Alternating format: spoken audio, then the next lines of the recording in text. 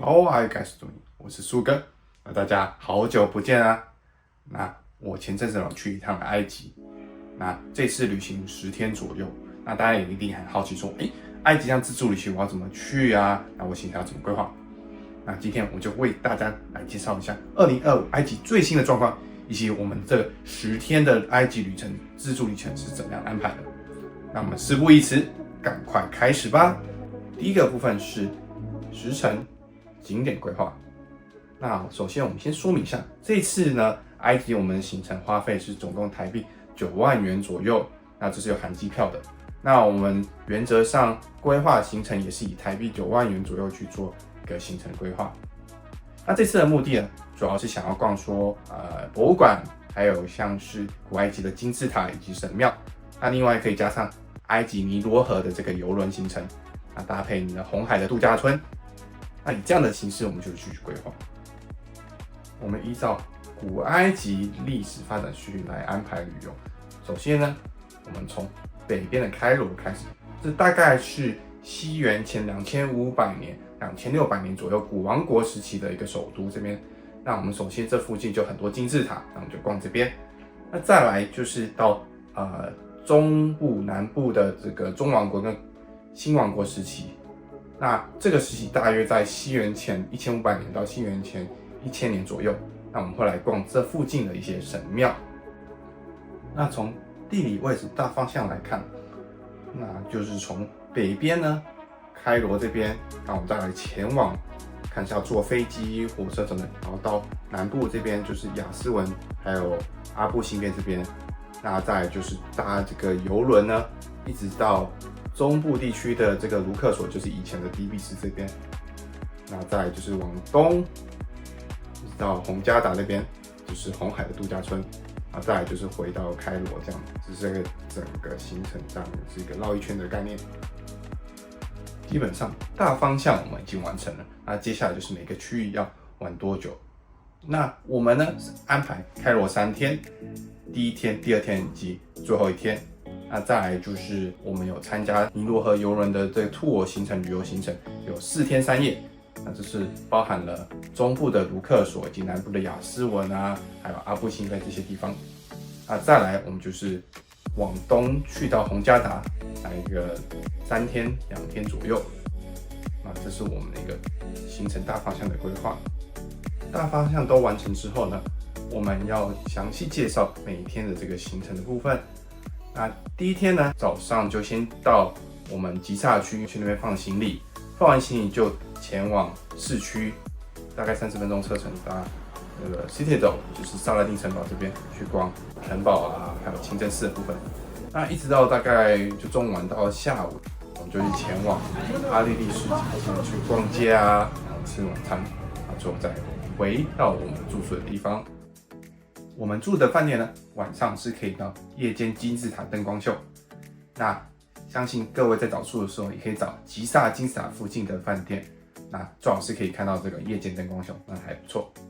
第2天的行程呢，就是看西元前2600年到2500年左右的古王国时期的金字塔群。那我们早上呢，看人面狮身像，再会到最大的古夫金字塔，然后再移去第2大的卡夫拉，再来是第3大的孟卡拉。那到下午呢，大概就是看2024最新开幕的大埃及博物馆。那再来就是晚上再回到我们住的吉萨区，那饭店吃吃喝喝，那晚上一样可以看这个金字塔的这个灯光秀。第3天开始呢，就是我们尼罗河邮轮4天3夜之旅了。首先我们一大早呢就会搭飞机从开罗前往亚斯文。那一到亚斯文机场呢，我们 tour 的人就会来接我们，然后送我们到邮轮去报到，还有入住。那下午呢，前往这个菲莱神庙看这个爱斯女神。再来就是参观我们努比亚村，看一些原住民文化。那晚上8点呢，就回到邮轮上面吃晚餐。第4天一大早4点呢，我们会搭4个小时的车前往阿布辛贝神庙。那这个阿布辛贝神庙呢，它周围有巨大的拉美西斯二世跟他老父 Neftari 的雕像。那这个雕像呢，就在湖边，非常的震撼，很有感觉。那下午呢，2点回到雅斯文，会先到雅斯文水坝去看一下这个雅斯文水坝。那再来就回到邮轮用午餐。那在此同时呢，邮轮就会北上，一直到晚上6、7点左右，我们会下船去看康孟波神庙。第5天一大早6点呢，我们就下船前往爱德福神庙。那大约8点回到邮轮吃早餐。那其余时间就是休息啊、吃午餐，还有下午茶。那一路大概到傍晚5、6点左右呢，我们就下船前往卢克索神庙。那后来会再去逛一个香精工厂。那大概8点回到邮轮吃晚餐。第6天呢，本来早上4点一大早要去搭热气球看日出，不过很可惜，因为天候的关系就取消了，真的很可惜。不过我们就继续接下来行程，大概7、8点去参观肯纳克神庙。那大约10点的时候，我们会去前往卢克索西岸去看帝王谷的陵墓。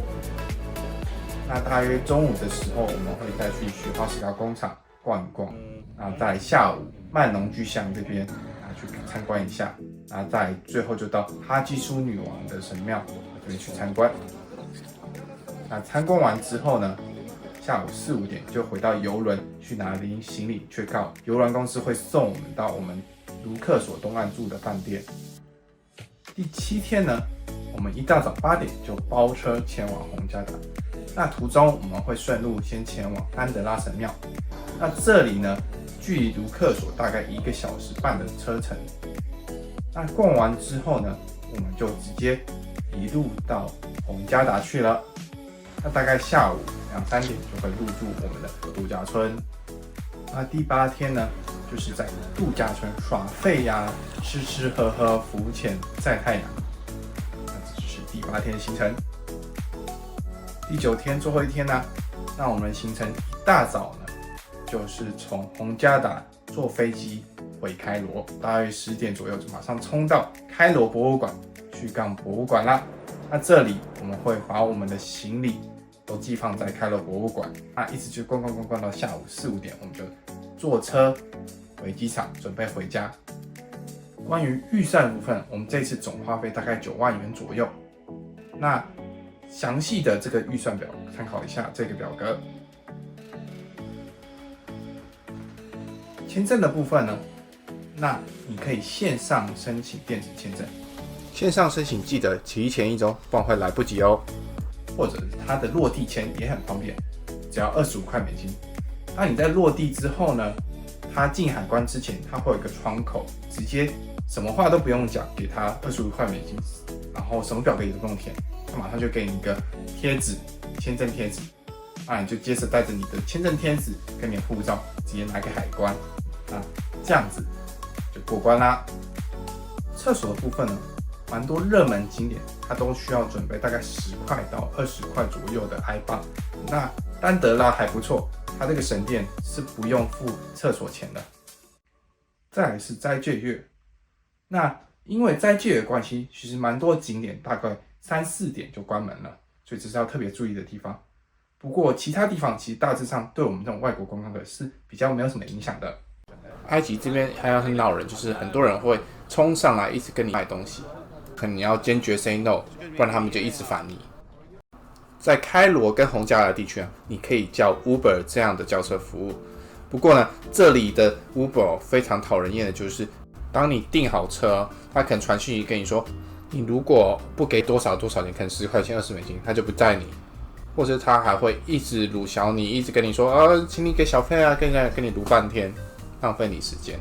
遇到这种半强迫跟你要钱，不然你就要自己违约取消的状况，建议你可能先付钱给他，之后一下车马上去检举这个司机，这种千万不要姑息。最后我们来总结一下，埃及旅游一点都不难，只要你事前好好规划，你就能轻松享有古埃及文明以及红海度假村的双重享受。那埃及其实预算不用花太高，只要挑对班机、挑对住宿，可以花得更便宜。那这是我的心得，谢谢大家，我们下次见。